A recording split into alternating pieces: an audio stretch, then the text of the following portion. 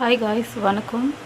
ஹெல்தியான ஃபுட்டு ஒரு செய்ய போகிறோம். அது என்னென்னா கோதுமை, முட்டை, பால், இது 3 வச்சு ஹெல்தியான ஃபுட்டு ஒன்று செய்ய போகிறோம். அது ஒன்றும் இல்லை, ரொட்டி மாதிரி தான், ஹெல்தியாக இருக்கும். 1 கப் கோதுமை, 1 கப் அளவுக்கு பால், 1 பச்சை மிளகாய், 1 கொத்து கருவேப்பிலை, 1 சின்ன வெங்காயம், 1 முட்டை, கொஞ்சமாக தேவையான அளவுக்கு மிளகாத்தூள், தனி மிளகாத்தூள், இது அரைச்ச கொத்தமல்லி தூள், லைட்டாக உப்பு தேவையான அளவு. எப்படி செய்யலான்னு பார்க்கலாம். முன்ன கோதுமை மாவு ஆட் பண்ணிக்கிறேன். அதுக்கப்புறம்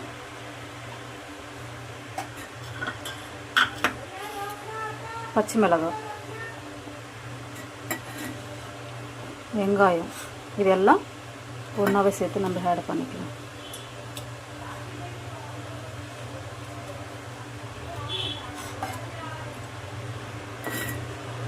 தேவையான கொஞ்சோண்டு மிளகாய் தூள், கொஞ்சோண்டு. அதிகமாக ரொட்டி பண்ண போகிறதில்ல, நம்ம ஒரு 2-3 ரொட்டி தான் போட போகிறோம்.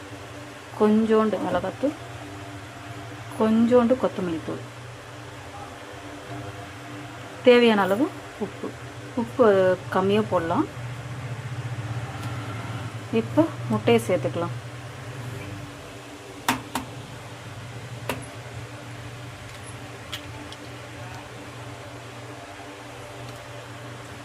எல்லாம் சேர்த்தாச்சு. வாங்க கலக்கி விட்டுக்கலாம். இது கெட்டியாக இருக்கிறதால கொஞ்சம் தண்ணி ஆட் பண்ணிக்கலாம். தோசை மாவு மாதிரி இருக்கணும்.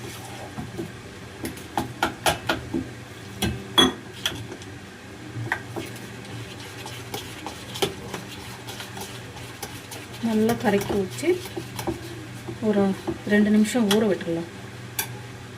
கல் வச்சாச்சு. இப்போ தோசை கல்லை விட்டுட்டு லைட்டாக எண்ணெய் விட்டுக்கலாம். எண்ணெய் விட்டுட்டு கரைச்சி வச்சுக்கிற மாவை எடுத்து தோசைக்கல்லில் போடலாம், இல்லைன்னா பேனில் கூட நீங்கள் போடலாம். ஆனால் ரொட்டிக்கல்லில் மட்டும் போடாதீங்க, வராது. சரிங்களா? தோசைக்கல்லில் போட்டு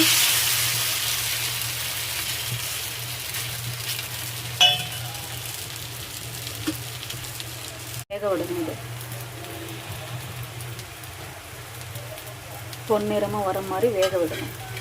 வேக விட்டாக்க இப்படி இருக்கணும்.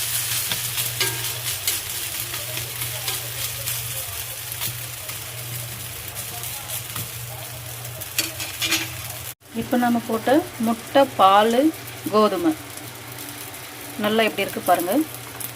நல்லா சாஃப்டாக, பிள்ளைங்களுக்கு காலையில் ஸ்கூல் போகிற பிள்ளைங்களுக்கு இது ரொம்ப ஹெல்த்தியான ஃபுட்டு.